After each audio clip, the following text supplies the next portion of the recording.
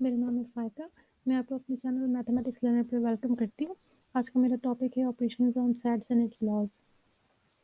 तो guys operation sets पे उसी तरह से परफ़ॉर्म होते हैं जैसे कि हम नंबर्स पे ऑपरेशन परफ़ॉर्म करते हैं, जैसे कि प्लस, माइनस, मल्टीप्लाई, डिवाइड। फ़र्क सिर्फ़ ये होता है कि जब हम सेट्स की बात करते हैं तो उन्हीं ऑपरेशंस का नाम हो जाता है यूनियन, इंटरसेक्शन, कॉम्प्लीमेंट, डिफरेंस वगैरह। ये हम सेट्स के ऑपरेशन परफ़ॉर्म क्यों करते हैं ताकि हम न्यू जो है वो सेट्स हासिल कर सकें। सबसे पहले मैं आपको बताऊँगी यूनियन ऑफ टू सेट्स क्या होता है, इसको हम कैपिटल यू से डिनोट करते हैं इस तरह से। और इसके अंदर वो तमाम एलिमेंट्स होते हैं जो कि या तो ए में मौजूद होते हैं या बी में या उन दोनों में। तो इसको हम सेट बिल्डर फॉर्म में इस तरीके से लिखते हैं x such that x belongs to A और एक्स बिलोंग्स टू बी, यानी कि ये जो एक्स है या ये कोई भी एक एलिमेंट है जो कि या तो ए का हिस्सा है या बी का हिस्सा है। हो सकता है कि वो इन दोनों में भी मौजूद हो, लेकिन वो किसी एक में भी मौजूद होगा तो वो यूनियन सेट का हिस्सा होगा। तो आप ये एग्जांपल देख सकते हैं, ये मैंने ए और बी की एग्जांपल ली, जब हम उनको यूनाइट कर रहे हैं तो वो एक बड़ा सेट बन रहा है जो कि हर उस एलिमेंट को लिए हुए है जो कि इन दोनों का हिस्सा है या दोनों में से किसी एक का भी हिस्सा है। तो आप देख सकते हैं कि A union B, B union A के बराबर है, यानी कि 1+2 हम करेंगे या 2+1 करेंगे, बात एक ही है, ये उसी तरह से है। इस तरीके से गाइस इंटरसेक्शन ये दूसरा जो है हमारा ऑपरेशन है, इसमें इसको हम इसी तरीके से इन्वर्टेड यू के साथ डिनोट करते हैं। और इसके अंदर सिंपल सी बात है, वही एलिमेंट्स होते हैं इसके अंदर जो कि इन दोनों सेट्स में मौजूद होते हैं जो कि हम कंसिडर कर रहे हैं। कोई भी दो सेट हम कंसिडर कर रहे हैं और तो इंटरसेक्शन जो है सेट उसके अंदर वो एलिमेंट्स होंगे जो कि दोनों सेट में मौजूद होंगे। इसको हम सेट बिल्डर फॉर्म में इस तरह लिखेंगे कि X belongs to A and X belongs to B, यानी कि ए जो है जबकि सॉरी इस सेट का हिस्सा हमेशा वही एलिमेंट्स हो सकते हैं जो कि इन दोनों सेट्स को बिलोंग करें।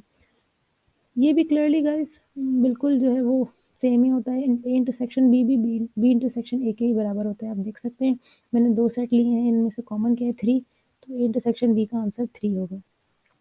इसके बाद हम आते हैं डिफरेंस ऑफ टू सेट्स पे। डिफरेंस जो है वो कम्यूटेटिव नहीं होता। कम्यूटेटिव क्या होता है वो मैं आपको आगे बताऊँगी, लेकिन इसमें होता ये है, इसको हम माइनस के साथ, सिंपल माइनस के साथ शो करते हैं। और अगर हम 2 सेट को कंसीडर कर रहे हैं तो इसका मतलब ये होता है अगर मैं a माइनस b करूँगी तो b सेट को कंप्लीटली a से अलग कर दूँगी। ये इसी तरह है जैसे मैं अगर 5 माइनस 3 करूँ तो इसका मतलब है 3 को मैं 5 से कंप्लीटली अलग कर रही हूँ। तो लेकिन उसके साथ-साथ मैं क्या करूँगी, अगर वो एलिमेंट यानी कि a माइनस b मैंने किया, b को तो मैंने कंप्लीटली अलग किया, लेकिन अगर a सेट के अंदर कोई ऐसा एलिमेंट है जो कि b में भी मौजूद था, तो मुझे उसे भी अलग करना पड़ेगा। ये आप एग्ज़ाम्पल देख सकते हैं मेरी, मैंने 1, 2, 3 लिया है, a को और b को 3, 4, 5। तो हमने सबसे पहले b को तो अलग किया ही किया, 3, 4, 5 तो हमने अलग किया, लेकिन साथ ही साथ इसमें से हमने 3 भी अलग कर दिया क्योंकि ये b का भी हिस्सा था, इसीलिए आंसर 1, 2 आ गया।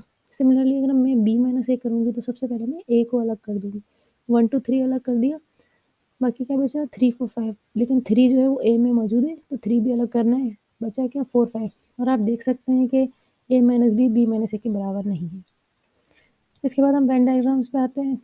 गाइस ये सिंपल समझने की बात है कि वेन डायग्राम्स सिंपल आप या तो एलिप्स या आप सर्कल से शो कर सकते हैं।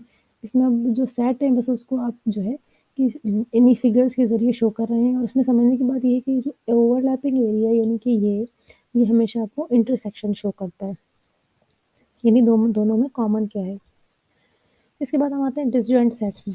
डिसजॉइंट सेट्स कौन से सेट होते हैं, कोई ऐसे सेट यानी कि मैंने जैसे ये 2 सेट लिए ए और बी, अगर इनमें कुछ भी कॉमन नहीं है यानी कि अगर इनकी इंटरसेक्शन एक नल सेट यानी एम्प्टी सेट है, तो ऐसे सेट्स को हम डिसजॉइंट सेट्स कहते हैं।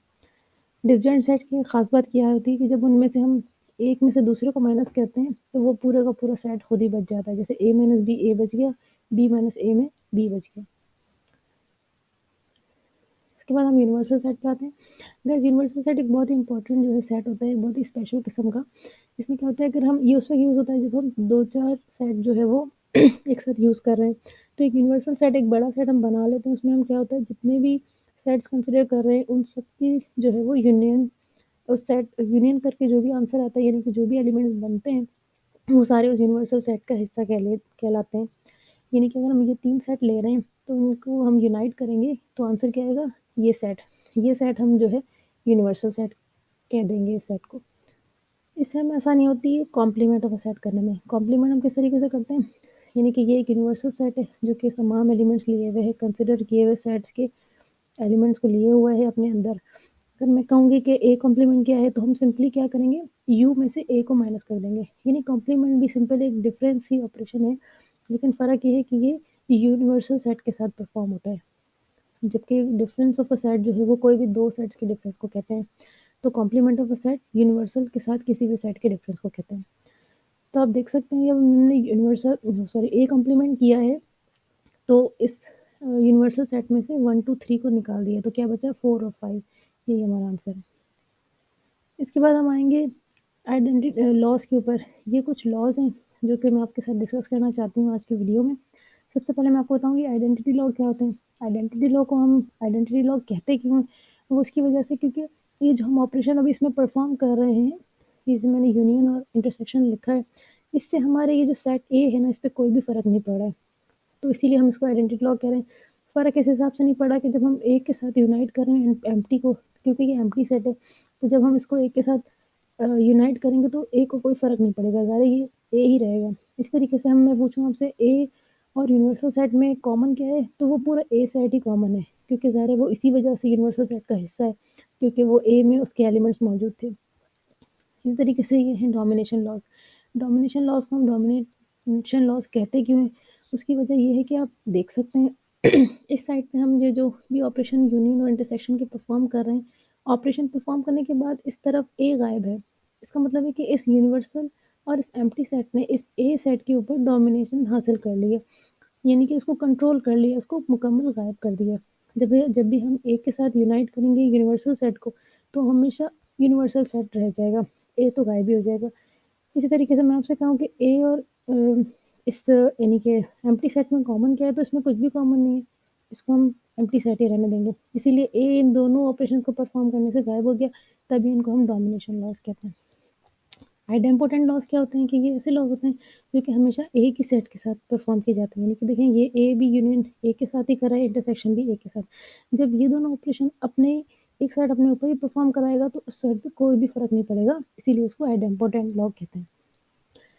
इसके बाद ये कॉम्प्लीमेंटेशन लॉ है। कॉम्प्लीमेंटेशन लॉ क्या होता है? कॉम्प्लीमेंट आपको पता है, यू माइनस ए, यानी कि यूनिवर्सल सेट में से ए सेट को निकाल दें तो कॉम्प्लीमेंट आता है। अगर हम उसी सेट का दोबारा से कॉम्प्लीमेंट ले लें, तो वो सेट जो ओरिजिनल था, यानी कि ए सेट है, तो वो दोबारा से हमारे सामने मौजूद हो जाएगा। अगर इस तरह हम बी का कॉम्प्लीमेंट लेंगे, तो वो बी सेट ही वापस आ जाएगा। इसीलिए इस लॉ को हम कॉम्प्लीमेंटेशन लॉ कहते हैं। इसके बाद ये कम्यूटेटिव लॉज़ है। कम्यूटेटिव लॉ मैं आपसे पहले भी डिस्कस कर चुकी हूँ। यूनियन और इंटरसेक्शन हमेशा कम्यूटेटिव लॉ होता है, यानी कि ये इसी तरीके से एग्जांपल है कि हम 1 में 2 प्लस करें या 2 में 1 प्लस करें, आंसर हमेशा सेम ही होता है। तो इनका जो ऑपरेंड है, यानी ए और बी, इनके ऑर्डर से कोई भी फ़र्क नहीं पड़ रहा, यानी पहले ए में बी यूनाइट करें या बी में ए, आंसर हमेशा सेम आएगा। गाइस, ये एसोसिएटिव लॉ है।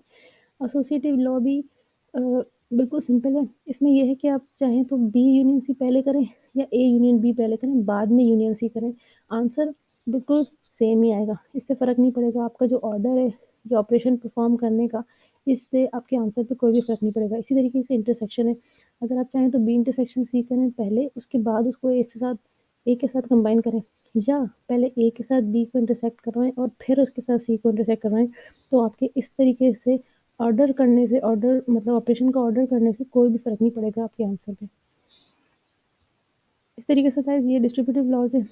इसके समझने के लिए सिंपल सी बात है कि आप जो है, ये यूनियन है, आप अगर पहले इंटरसेक्शन के साथ ये परफ़ॉर्म करा रहे हैं तो सेपरेटली, या अगर आप इसको एक साथ ऑल टुगेदर परफ़ॉर्म करा रहे हैं, आपको कोई फ़र्क नहीं पड़ना चाहिए। आपका आंसर हमेशा सेम ही आएगा। यानी कि मल्टीप्लिकेशन भी और एडिशन भी इसी तरीके से होता है। अगर आप अलग-अलग परफ़ॉर्म करवाएँ किसी नंबर के साथ, या एक साथ परफ़ॉर्म करवा के फिर उनको बाद में ऐड कर दें, तो आपका आंसर हमेशा सेम ही रहता है। ये डिस्ट्रीब्यूटिव लॉ भी बिल्कुल इसी तरीके से है। गाइस, आज की वीडियो के लिए इतना काफ़ी है। इंशाल्लाह नेक्स्ट वीडियो में आपसे फिर मुलाकात होगी। जब तक के लिए अपना ख़्याल रखिएगा। अल्लाह हाफ़िज़।